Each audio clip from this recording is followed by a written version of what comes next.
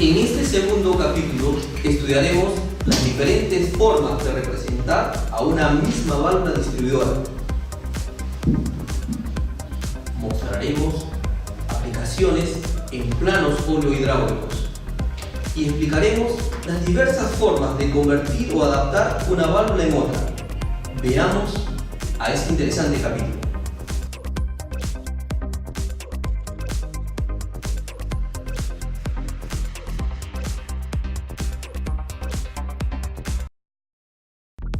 Válvulas distribuidoras, capítulo 2. En el primer capítulo desarrollamos los temas de posiciones y vías de una válvula distribuidora. Explicamos con ejemplos y casos su significado y su identificación. Igualmente aprendimos a representar e identificar los tipos de accionamiento de una válvula distribuidora. Analizamos la lógica de un accionamiento y cómo debemos de imaginarla en una lectura de plano. Hicimos algunas recomendaciones importantes para la ubicación de las vías, lo que nos ha permitido identificar a la válvula en cualquier posición. Esto será muy útil en la lectura de planos oleohidráulicos. Continuemos con los siguientes conceptos. Formas de representar la misma válvula. Si tenemos la siguiente válvula distribuidora 4.2 pilotada hidráulicamente, obsérvela bien. P se comunica con A y B con T. Cuando es pilotada, lo hace P con B y A con T. Esta otra representación tiene la misma lógica que la válvula anterior, es decir, P se comunica con A y B con T en su posición normal. Y cuando es pilotada, lo hace P con B y A con T. Igualmente esta válvula.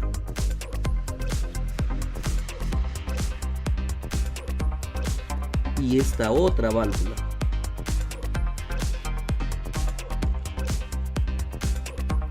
Todas estas válvulas mostradas en un plano oleohidráulico, a pesar que se vean diferentes, transmiten la misma información, ya que tienen la misma lógica de trabajo.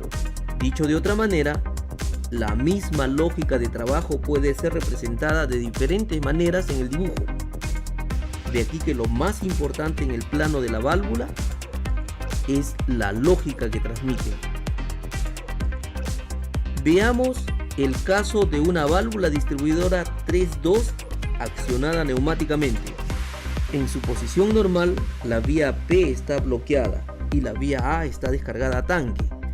En su posición accionada, la vía P se comunica con A y T se bloquea.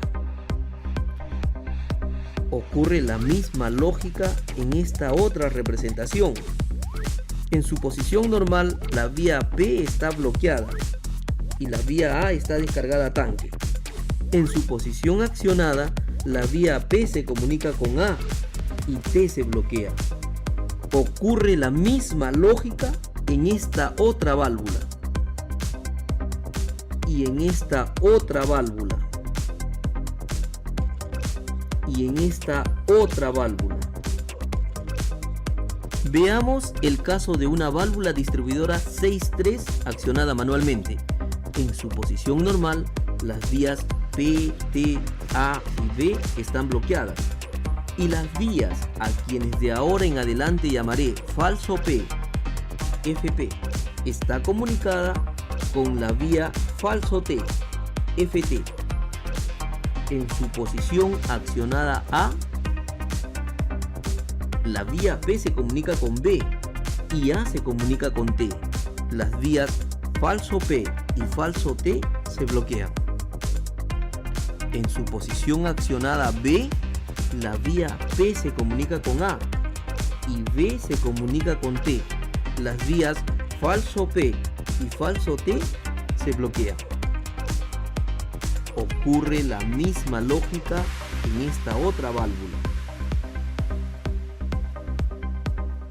y en esta otra válvula. De aquí que son formas diferentes de representar la misma lógica de una válvula. Válvulas normalmente abiertas o cerradas. El término normalmente abierto o cerrado solo se aplicará a válvulas de 2 o 3 vías, el que describe la posición que tiene la válvula cuando no hay ninguna forma de energía en el sistema. Así, la siguiente es una válvula distribuidora 2-2 accionada eléctricamente y retorno por muelle, normalmente cerrada. Y la siguiente es una válvula distribuidora 2-2 accionada eléctricamente y retorno por muelle, normalmente abierta. La siguiente es una válvula distribuidora 3-2 pilotada hidráulicamente y retorno por muelle, normalmente cerrada.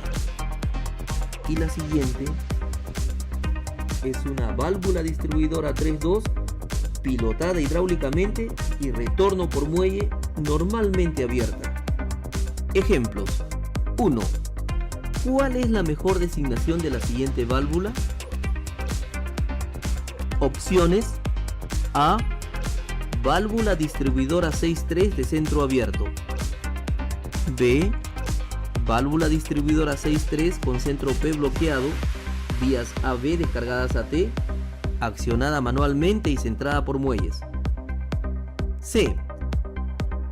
Válvula distribuidora 6-3 con centro P bloqueado, vías AB descargadas a T, vías falso P y falso T abiertas, accionada manualmente y centrada por muelles, con posiciones laterales convencionales.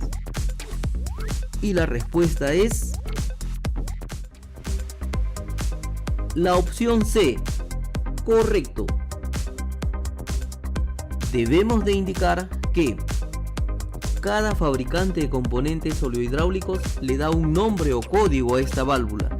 Tiene sentido conocerla cuando se establezca una orden de pedido o compra, válido solo para dicho fabricante como Resrod, Vickers, Parker, Atos, entre otros. Lo importante es describirla en sus características generales, sobre todo las de su posición central. No basta con solo catalogarla como válvula distribuidora de centro abierto. Segundo ejemplo. Si tenemos un plano oleohidráulico como el que se muestra y tenemos una bomba de desplazamiento volumétrico constante, por ejemplo, una bomba de engranajes, esta bomba es accionada por un motor de combustión interna. Ella envía caudal, alimenta a estas dos válvulas distribuidoras 6-3 conectadas en paralelo. La primera válvula distribuidora controla a dos cilindros de doble efecto conectados en paralelo, detenidos y posicionados por tiempo indefinido. Esto lo hacen con dos válvulas check pilotadas hidráulicamente para el desbloqueo.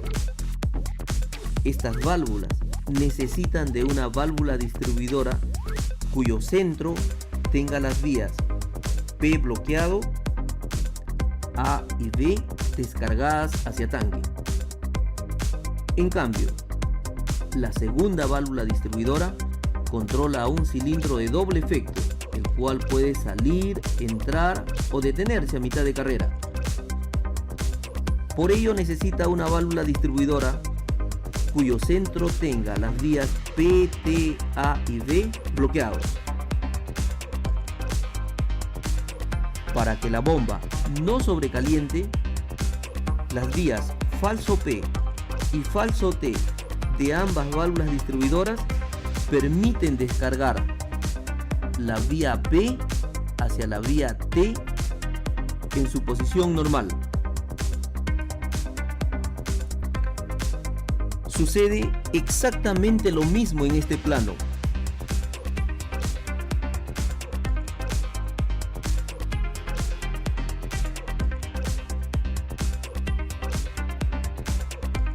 La única diferencia es que las vías falso P y falso T se han dibujado en la parte lateral de la posición central de las válvulas distribuidoras. pero igualmente ellas permiten descargar la vía P hacia la vía T en su posición normal. Pero la lógica de ambos planos es exactamente la misma. Veamos ahora la conversión de válvulas distribuidoras. El objetivo es convertir o adaptar una válvula distribuidora en otra válvula distribuidora. Así, esta válvula distribuidora de 4 vías y 2 posiciones de accionamiento por rodillo y retorno por muelle 4-2, al taponarse o anularse la vía B, se convierte o se adapta en una válvula distribuidora de 3 vías y 2 posiciones, accionada por rodillo y retorno por muelle, normalmente cerrada 3-2. Ambas válvulas son equivalentes. Si a la misma válvula distribuidora anterior de 4 vías y 2 posiciones 4-2 se taponea la vía A, se convierte en una válvula distribuidora de 3 vías y 2 posiciones normalmente abierta 3-2. Ambas válvulas son equivalentes. En esta otra electroválvula distribuidora de 4 vías y 2 posiciones, con la disposición interna mostrada 4-2, si anulamos las vías P y T, se convierte en una electroválvula distribuidora de 2 vías y 2 posiciones 2-2 normalmente abierta. Ambas válvulas son equivalentes. Si a esta electroválvula distribuidora 4-3 se anula la vía B, se convierte en una electroválvula distribuidora 3-3 con las características internas mostradas. Es decir, hemos convertido una válvula distribuidora 4-3 en 3-3. Ejemplos. 1. Se muestra un sistema oleohidráulico, el cual consiste en disponer de 2 niveles de presión, 0 y 100 bares, los que serán indicados en el manómetro M y serán controlados por una electroválvula. Tenemos una bomba de desplazamiento volumétrico constante, por ejemplo, una bomba de engranajes. Esta bomba es accionada por un motor eléctrico. Ella envía caudal, el que no puede pasar a través de esta válvula limitadora de presión regulada en 100 bares, porque tiene otro camino de menor resistencia a través de esta electroválvula 4-2, que está trabajando como una válvula 2-2 normalmente abierta. Si no energizamos al solenoide I1, el fluido pasa libremente de la vía A hacia la vía B y se dirige hacia tanque. Por lo tanto, la presión formada en la línea P es de 0 bares. Cuando energizamos al solenoide I1, la vía A no se puede comunicar con la vía B y el fluido necesariamente tiene que pasar a través de la válvula limitadora de presión. Luego, la presión formada en la línea P es de 100 bares. Correcto. Esto mismo sucede en este plano, donde se ha representado el equivalente de la válvula distribuidora 4-2 como una válvula distribuidora 2-2 normalmente abierta. Cuando no energizamos al solenoide, el fluido descarga a través de la válvula, formándose en la línea P 0 bares de presión. En cambio, cuando Energizamos al solenoide I1. El fluido no puede pasar de la vía A hacia la vía B y tiene que pasar necesariamente a través de la válvula limitadora de presión. Por ello, la presión formada en la línea P es de 100 bares. Correcto. Los dos planos mostrados son equivalentes, pero en este caso se percibe con mayor nitidez el funcionamiento del sistema. Ejemplo 2. El sistema oleohidráulico mostrado controla un cilindro de simple efecto. Este puede salir, detenerse o entrar. Está siendo controlado por una válvula distribuidora 4-3, trabajando como válvula distribuidora 3-3. Un plano equivalente es el que se muestra. Muy bien. Continuaremos en el capítulo 3 de este interesante tema. Hasta pronto.